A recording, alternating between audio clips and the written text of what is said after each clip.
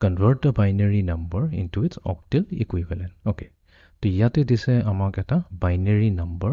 10111111 ঠিক আছে তো এটো যেহেতু বাইনারি নাম্বাৰ হয় ইয়াক আমি ব্ৰেকেটৰ ভিতৰত লিখি আমি ইয়াতে 2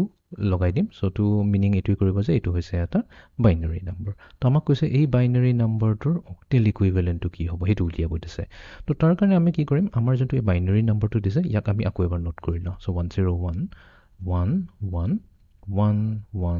তো এই 0 পিছত আমাৰ টোটাল 6টা 1 আছে এতিয়া ইয়াতে এটো হৈ যাব আমাৰ lowest significant bit a1 to হৈ যাব আমাৰ lsb আৰু ইয়াতে আমাৰ msb হৈ যাব a1 to এতিয়া আমি কি কৰিম from lsb to msb আমি ৰিড কৰিম আৰু আমি তিনটা বিটৰ এনেকা গ্ৰুপিং কৰিম তো a111 এটা গ্ৰুপ হৈ গল দেন নেক্সট গ্ৰুপত থাকিব 111 বাট এতিয়া প্ৰবলেম হৈছে এইখিনি যদি আমি গ্ৰুপ কৰো খালি দুটা বিটহে আছে আমাকটো তিনটা বিট লাগিব তিনটা বিট তো আমি কাৰণে কি কৰিম এতিয়া আমি ইয়াতে এটা 0 নিজৰ ফালৰ পৰা দি দিম এতিয়া কি হৈ যাব এই 0 টো হৈ যাব নতুন এমএসপি এটো হৈ যাব আমাৰ নতুন এমএসপি এতিয়া আমি আহি যাও এই টেবলটো লৈ এতিয়া 111 যদি চাও এটো হৈছে আমাৰ 111 তো ইয়াৰ বাই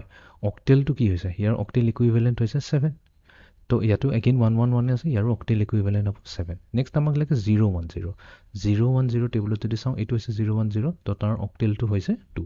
277 তো তাৰ মানে এই যোনটো আমাক বাইনাৰি নাম্বাৰটো দিছে ইয়াৰ বাইনাৰি ইকুইভ্যালেন্ট হ'ব 277